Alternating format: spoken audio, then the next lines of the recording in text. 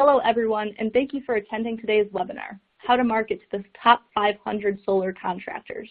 I'm Courtney Seal, VP of Business Development for Solar Power World, and I will be your moderator for today's event. Before we begin, we want to cover a few housekeeping items. At the bottom of your audience console, multiple application widgets you can use. If you have any questions during the webcast, you can click on the Q&A widget at the bottom and submit your question. We will try to answer these questions during the webcast, but if a fuller answer is required and we run out of time, it will be answered later via email. We do capture all questions. A copy of today's slide deck is available in the resource list widget that looks like a green folder at the bottom of your screen. You can expand your slide area by clicking on the maximize icon at the top right of the slide area or by dragging the bottom right corner of the slide area. If you have any technical difficulty, please click on the help widget. It has a question mark icon and covers common technical issues. An on-demand version of the webcast will be available approximately 1 day after the webcast and can be accessed using the same audience link that was sent to you earlier. Let's meet our featured speaker, Virginia Golding. Virginia is the Digital Marketing Director for WTWH Media and Solar Power World. She oversees the digital marketing strategy for all WTWH Media brands, including Solar Power World.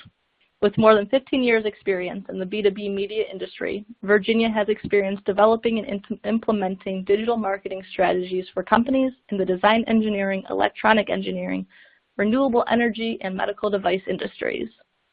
Virginia, the floor is yours. Thanks, Courtney. It's great to be here with you all today. Let's take a look at today's agenda and what we'll be covering. First, we're going to look at what drives buyer selection, how you use a content marketing plan to establish thought leadership and reinforce branding, matching a content strategy to keywords that drives business results, how to generate content with the Rule of 52, making your leads actionable and manageable, and then we're going to look at the best ways to distribute and promote your content.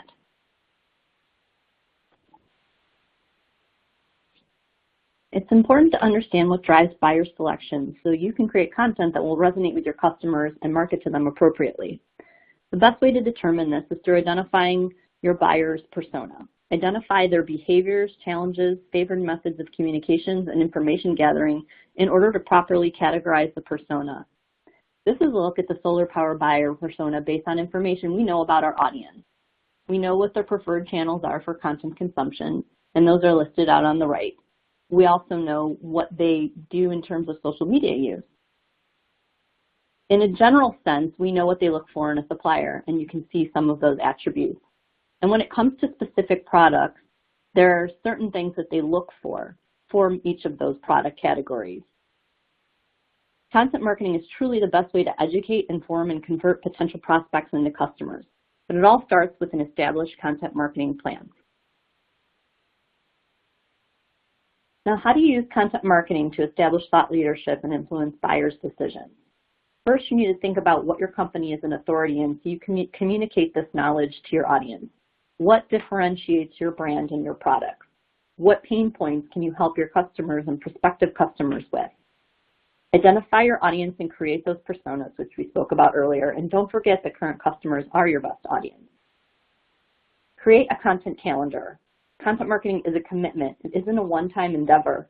Commit to a schedule of producing and the distribution of content consistently for at least 12 to 18 months before you see some results.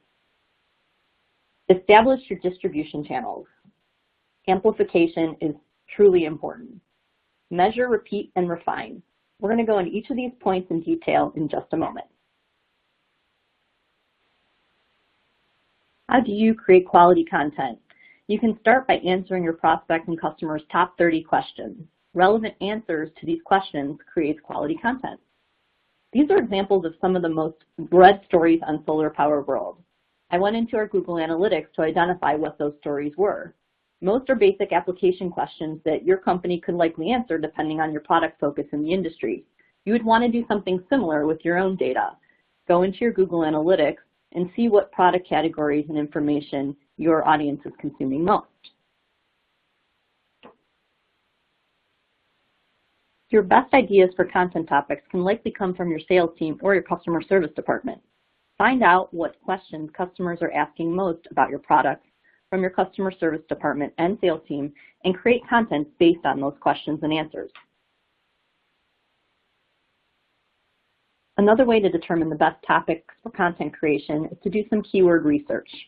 Find out what your customers are searching for on search engines. Create a keyword list based on your buyers' common search terms. Does this line up with your product categories and business goals? If so, align content creation that focuses on those keyword categories. In this example, I've researched the monthly search volume of several industry-related keywords by product category through a tool called Moz. You can see there is significant search volume on several keywords and phrases, such as inverters, or string inverters versus microinverters, or solar panels, or solar storage and lithium-ion batteries. That means people are looking for information about those topics. If you can create quality content around these topics, you can likely be their answer when they search for that information on search engines. So now you've identified what to write about, but who's going to write it? Marketing teams are only so big, and application and product engineers have the most knowledge about the products, but they're busy as well. This is where you want to follow the rule of 52.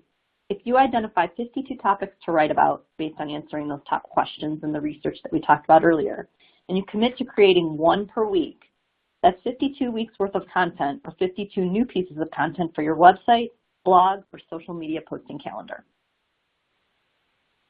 Let's talk about the role content plays in SEO. The goal of Google is to give the best answer. So if I type into Google search engine how to choose the best solar charge controller, Google's job is to give me the most relevant and trusted answer. Relevant content from a trusted, authoritative source has the best chance of ranking high on organic search results pages. In order to get to the top, your content has to answer that question. Make it useful, educational, and trustworthy. SEO is really art: authority, relevancy, and trust. Authority are off-page elements that affect your ranking, like links other reputable sites have into your site's content. Relevancy is about on-page elements, like the content on your website and its relevancy to the user's questions. Trust refers to things like the age of your domain, popularity, and the size of your site. All of these elements play into your SEO rank.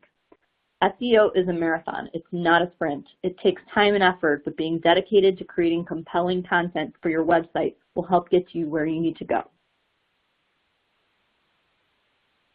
Now let's take a look at content amplification across a variety of channels. First, there are your own distribution channels. These are your website and other owned communication vehicles you may have to reach customers and prospects, such as a newsletter or regular product updates. Your website is where your content lives. This can be anything from blogs, training materials, FAQs, application stories, case studies, videos, basically any type of content you create. Your content can be gated for lead generation and can be used to fuel all other marketing efforts. Now, you don't own the various social media channels. These are in a sense rented, but you do own the content on your company pages within each platform.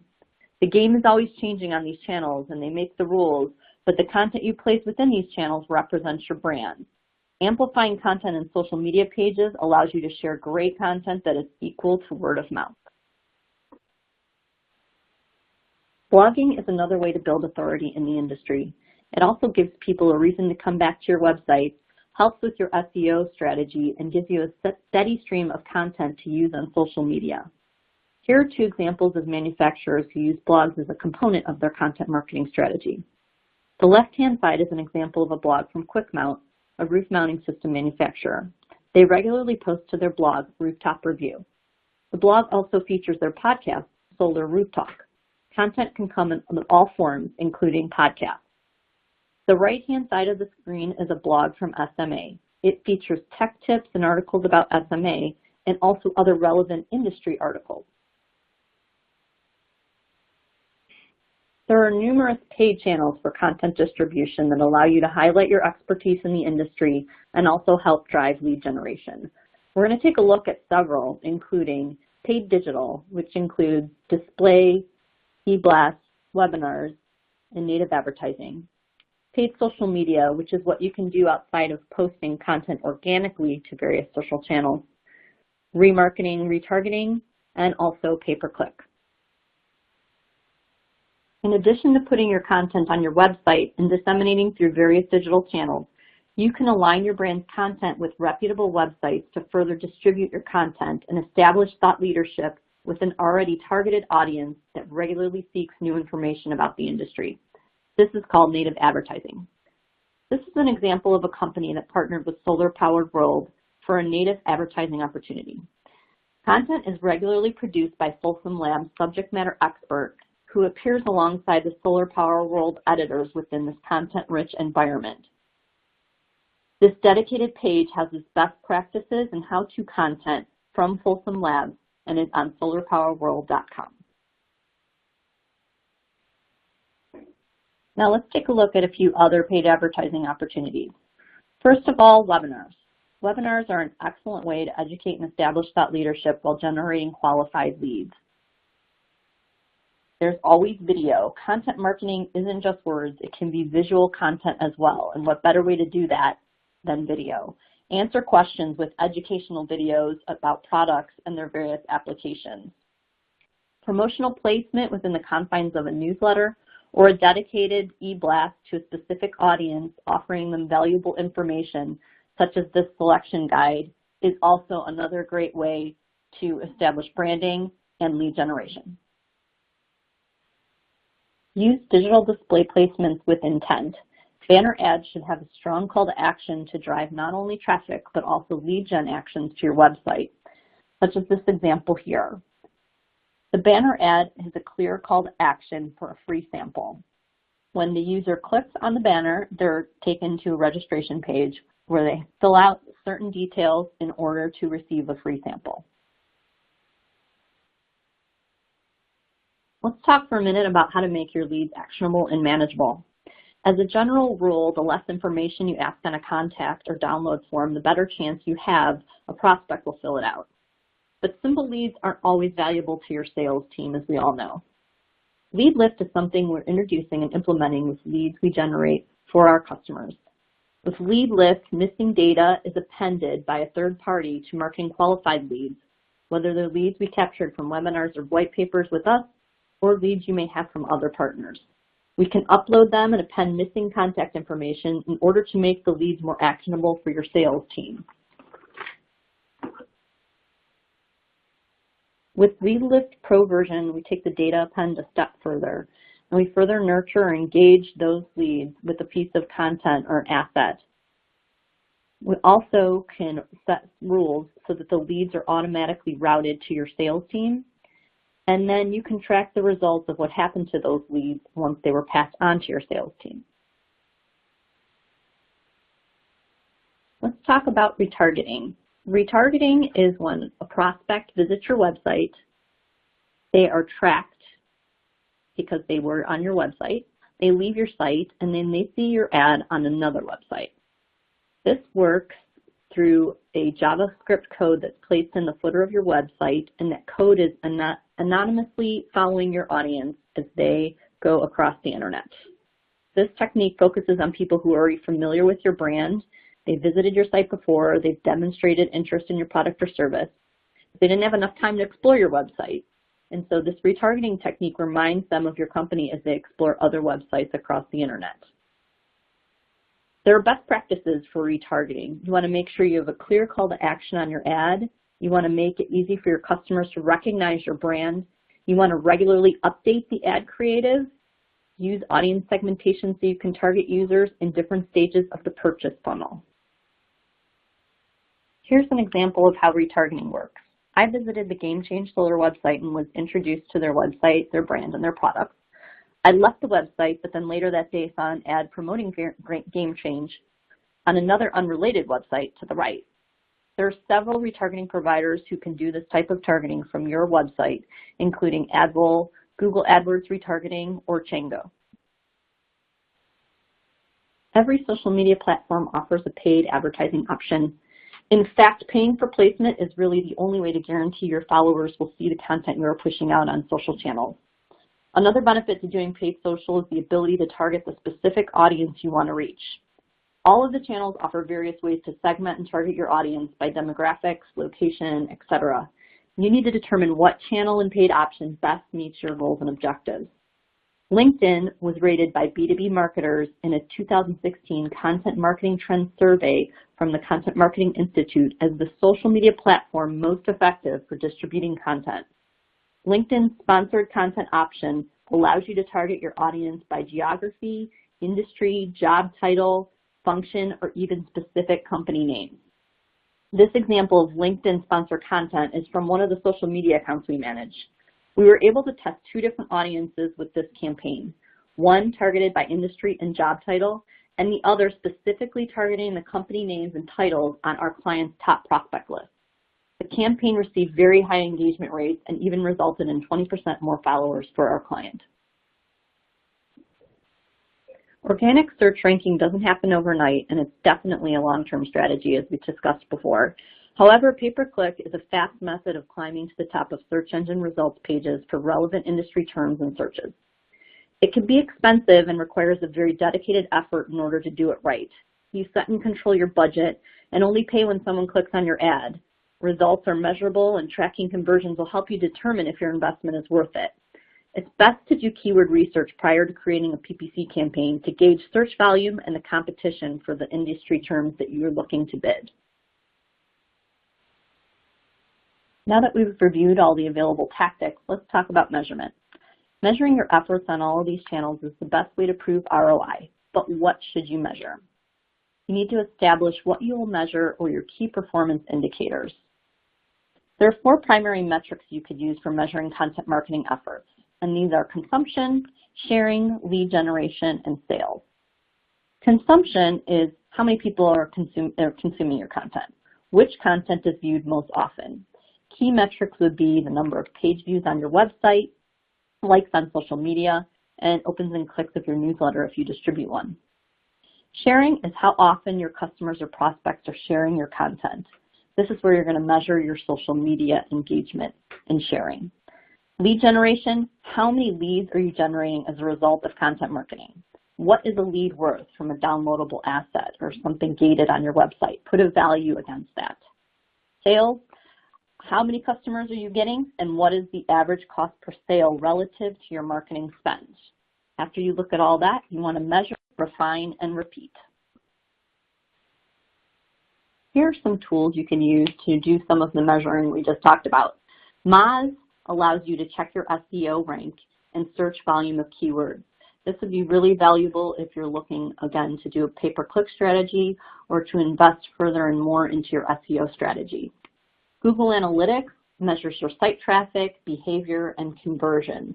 Google Analytics is a free program. If you do not have a website tracking or metrics program currently, you can download Google Analytics and use that for free. Hootsuite is a social media platform. It allows you to manage all your social media channels in one place. You measure your engagement across all of those social channels. If you do not currently utilize something like Hootsuite, you can certainly measure engagement and metrics through each of the individual social channels. And then your CRM, too many to mention, or your marketing automation system, again, too many to mention, that will help you with your lead tracking, your scoring, and your sales enablement. To wrap things up, let's review some of the highlights. So again, you want to identify customer personas in order to align content to potential buyers' needs and market to them appropriately.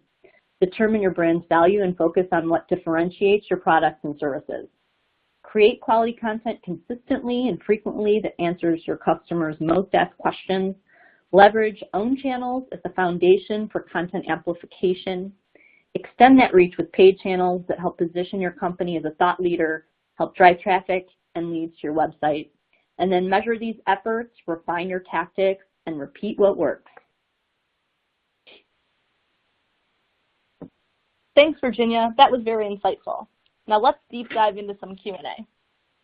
We've received a very large number of questions, so if we don't get to your question, don't worry. We will follow up with you via email. So let's get started with the first question. Is there a minimum amount of traffic my website must have to do ad retargeting? Thanks, Courtney. That's a great question. So that really would be up to the vendor you choose to run your retargeting program with. However, we partner with AdRoll to facilitate ad targeting programs for several of our customers, and there's no site traffic minimums at this time. So really, any website of any size can take advantage of ad retargeting. Fantastic. Question number 2. How do I know how much budget to allocate to a LinkedIn paid ad campaign? So this is going to depend on the audience you're trying to reach. When setting up a paid campaign through LinkedIn, you get to choose your audience segments. So depending on the value and the size of those audiences, LinkedIn will give you a recommended bid to reach that audience. If you choose the cost per click method, they will recommend a range you should choose for your bid. So I always choose to set my bid somewhere in between the low end and the high end of the range that they recommend. Perfect. Question 3, how often do you recommend posting new blog content on your website? More is always better, but it's difficult to put an exact number on how often you should post because every company and every situation is really different. However, there are some general recommendations.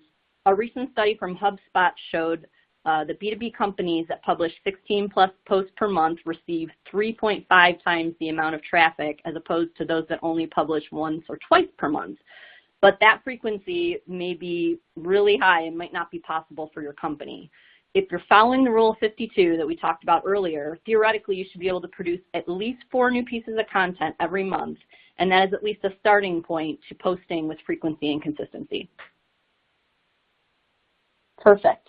Last question as we're going to answer for the day is, what is the best practice for lead generation forms, and how many form fields is too many? So generally the goal of lead gen forms is conversion, right? So asking for multiple pieces of data from a potential customer may be valuable to your sales team, but it will likely prohibit people from filling out the form.